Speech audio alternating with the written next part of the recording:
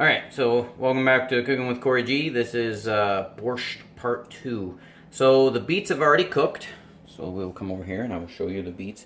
It smelled amazing when it was coming out of the oven. So the beets are nice and red. I'll turn the light on just so you can see a little better, but I know that the backlight makes it bad. But so they're ready to be peeled. They're still kind of hot, but I can peel them, and that will be cool.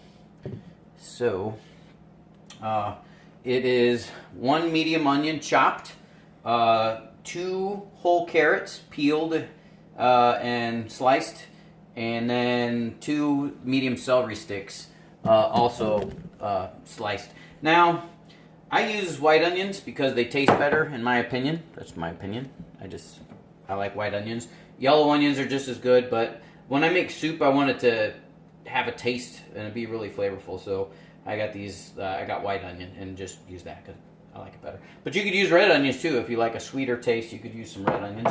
And then we have salt, pepper, and sugar. The sugar is optional. You don't have to put the sugar in. So it's like a half a teaspoon of salt or salt to taste. Depends on if you like salt or not. About a half teaspoon of pepper, and then for the sugar. It's a teaspoon and a half of sugar, and mainly that's because like the way the beets are sweet anyway. Even though you may disagree with me, they are sweet. But if you throw the sugar in there, it even brings out the sugar in the beets even more. It makes it more flavorful. This is red wine vinegar, 2 tablespoons, 2 tablespoons of lemon juice, and I mix those together just because I don't have enough bowls, but. It says use fresh lemon. Fresh lemon from a bottle is as fresh as I get because lemons are a little bit hard to get in the wintertime. Red wine vinegar, it's Italian. You can use whatever kind you want. Doesn't matter. I like this brand. Comes in a glass bottle. Smells really good. It's tasty. I like it. Anyway, so put this back in here with my other vinegars. I got a bunch of baking stuff too because I might make homemade pizza here later. Anyway, back to what we're doing. Minced garlic. You can just get it in this if you don't feel like mincing it. I actually have a garlic mincer, but I don't have any fresh garlic because I forgot. Also, we're supposed to have a tablespoon and a half of tomato paste. I didn't want to open up a can of tomato paste just to put a tablespoon and a half in there, so I'll let the extra flour thicken it up instead. And then it's 28 ounces of whole stewed tomatoes, so 2 cans. It's going to be like 29 ounces because they're 14.5 ounce cans. But once you drain the liquid out, it's going to equal about the same. So you're going to chop those up. So, but the whole peeled tomatoes, after you chop them, those go in the meat broth when you're simmering the meat. So far the meat's been simmering for about 30 minutes. We can come take a look at that too. Let's see, let's turn the light on. Oh, yeah, see, can you see in there? Does it look good? Yeah, it looks pretty tasty to me. Anyway, so you want it partially covered because when you cover it tightly, it changes the way that the heat goes around in there. So you don't want that if you can help it. Oh, and then the cabbage. So it's 2 cups of chopped cabbage. Now, if you smush this down, it's probably 2 cups. I like cabbage. This is good for rooting you out if you're having problems with that. So, or if the doctor said you need to get more roughage, well, put a little more cabbage in there. But so it's shredded cabbage. So I rip it up by hand because if you cut it with a knife, it tends to make the edges fall apart for some reason. I'm not sure why lettuce and celery does that. But I also have, if I can find it, I'll show you something cool. Is if you have to do a lot of shredding for salad, I have a lettuce knife, or so it's like plastic and serrated. And what this does is when you're whacking up your lettuce and your cabbages or whatever, it leaves that rough end like you ripped it with your hands. But I only use that if I'm using like a whole butt ton of stuff and I have to use it that way. Well, somebody's on. Hi, whoever somebody's on.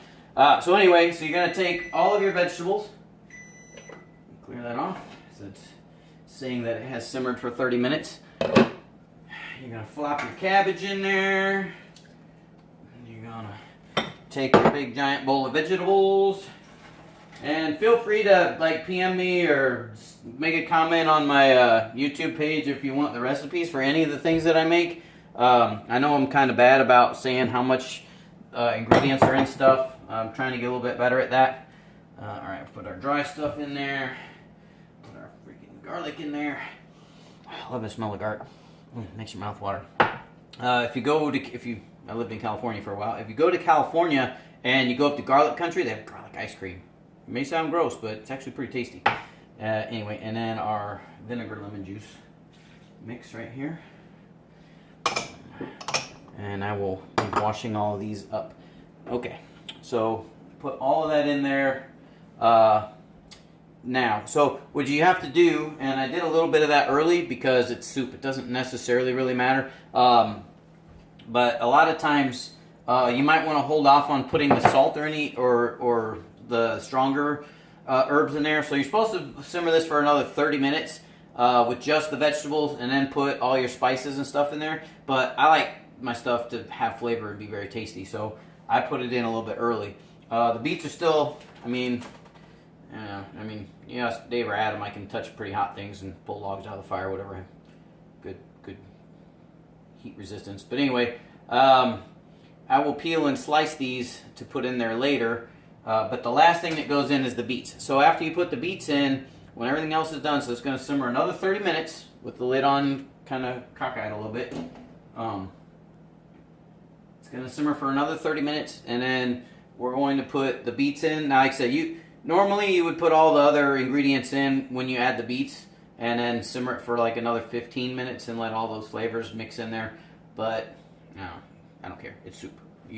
It's really hard to mess up soup, and soup is like if you're new to cooking, if you mess up the ingredients a little bit, it's not hard to fix. You can, if it's too salty, throw a little bit of sugar in there. If it's too, too peppery or whatever, it's kind of hard to take pepper out. But you can add water and dilute it a little bit and try to cook it down. So really, soup isn't that bad of a thing to start if you're new to cooking and you just want to try to impress somebody. The good thing about borscht and stews and all these other soups that are like a really hearty meat, thick flavored soup is it is a meal in itself. So normally what you would do is you would serve this with really hard dark brown bread, or black bread they call it. I didn't buy the dark wheat to make it, or else I would make my own bread and put that bread and butter on and serve it that way because it's really tasty. But anyway, so that was part 2. Part 3 will be when I chunk the beets in there, and it's supposed to cook for 15 more minutes after you put the beets in there. And then also, when you serve it in warm bowls, because if you put it in a cold bowl, it chills the soup down. Like I said, you can serve this cold if you want, but cold borscht, it's better warm, in my opinion. So anyway, you're going to take warm bowls, you're going to put it in there, and then you're going to garnish it with some dill. So I just use dry dill. I got some dill in here somewhere. There we go. That's basil. They look similar in their dry form. Well, anyway, somewhere up here I have dill. I don't know where it went to. But... what's this? Rosemary. I keep that because here we go, dill. So I'll sprinkle some dill on there. And top it with sour cream. If you want to make it look pretty, you can put like the dollop of sour cream in there first, and then sprinkle your little fuzzies of dill on there. If you have a place that sells fresh dill, you can just take the dill and pick off those pieces and sprinkle it over the top. That tastes really good too. But fresh dill is kind of expensive, and I don't feel like paying for it. So I just use ghetto dill in a can. Whatever.